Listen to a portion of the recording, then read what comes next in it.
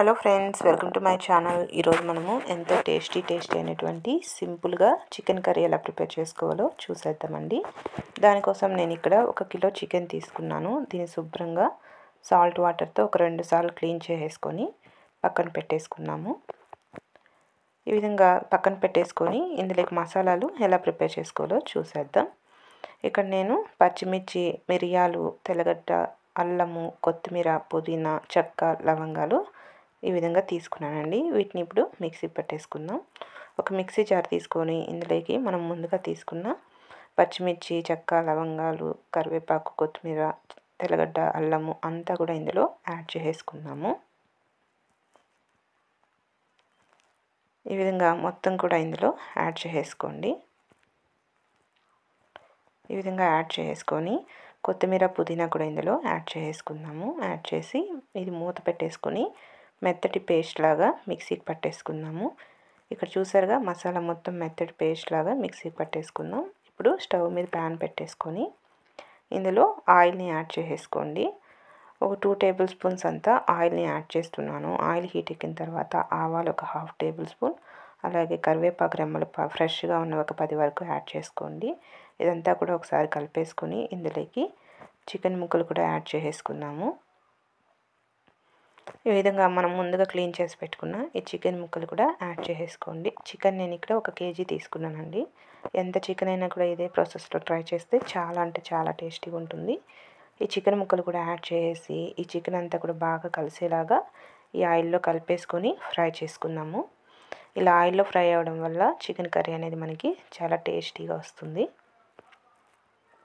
ఇప్పుడు ఇందులోకి మీ రుచికి సరిపడా రాళ్ళుప్పు కానీ సాల్ట్ కానీ యాడ్ చేసుకోండి. అలాగే పసుపు ఒక 1/2 టేబుల్ స్పూన్ అంతా పసుపును కూడా యాడ్ చేసి ఈ ఉప్పు, పసుపు అంతా కూడా కలిసేటట్లు బాగా కలిపేసుకొని ఈ చికెన్ అంతా కూడా బాగా ఫ్రై అవ్వాలి. అప్పటి వరకు ఇలా తిప్పుకుంటూ ఫ్రై చేసుకుంటే ఈ చికెన్లో నుండి వాటర్ అంతా కూడా రిలీజ్ అవుతుంది.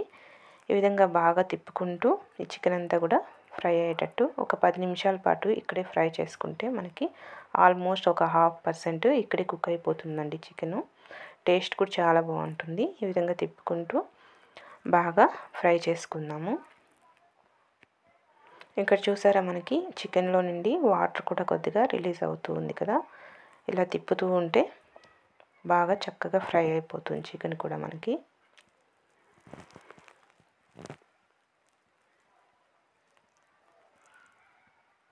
ఇప్పుడు ఇందులోకి మనం ముందుగా మిక్సీకి పట్టుకున్న మసాలా ఉంది కదా, ఈ మసాలా మొత్తం కూడా ఇందులో యాడ్ చేసేసుకుందాము.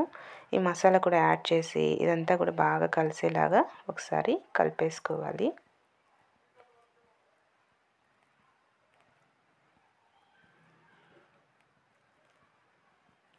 ఈ విధంగా ఈ మసాలా అంతా పచ్చివాసన పోయేంత వరకు ఇలా తిప్పుకుంటూ బాగా ఫ్రై చేసుకుందాము. మసాలా అంతా పచ్చివాసన అంతా పోవాలి. అప్పటి వరకు ఇలా తిప్పుకుంటూ బాగా ఉడకనిచ్చుకోవాలి.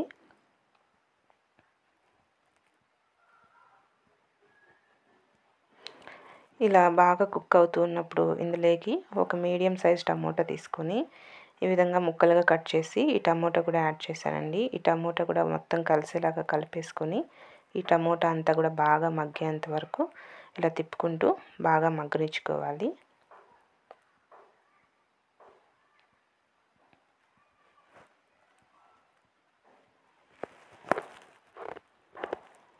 ఈ విధంగా మొత్తం మగ్గిన తర్వాత ఇందులోకి ధనియా powder 1.5 table spoon, red chilli powder 1 table spoon కంటే కూడా తక్కువగా యాడ్ చేశానండి. ఎందుకంటే ఆల్రెడీ మనం పచ్చిమిర్చి కూడా యాడ్ చేసాం కదా, కాబట్టి కారం చూసుకొని యాడ్ చేసుకోండి. ఈ విధంగా ధనియా పౌడర్, రెడ్ చిల్లీ పౌడర్ కూడా యాడ్ చేసి ఇదంతా కూడా ఒకసారి బాగా కలిసేలా కలిపేసుకొని జస్ట్ 1 మినిట్ అలా ఇలా తిప్పుకున్నట్టయితే కారం వాసన, పచ్చి వాసన అంతా లేకుండా మనకి పర్ఫెక్ట్గా రెడీ అవుతుంది. ఈ విధంగా 1 మినిట్ పాటు ఇలానే తిప్పుకుంటూ కుక్ చేసుకోండి. ఇప్పుడు ఇందులోకి మిక్సీ జార్లోకి వాటర్ యాడ్ చేసి ఈ వాటర్ని కూడా యాడ్ చేస్తున్నాను. ఈ విధంగా మీకు ఎంత వాటర్ కావాలో, గ్రేవీ ఎంత కావాలో చూసుకొని దాని ప్రకారము వాటర్ని కూడా ఇందులో యాడ్ చేసేసుకున్నాము.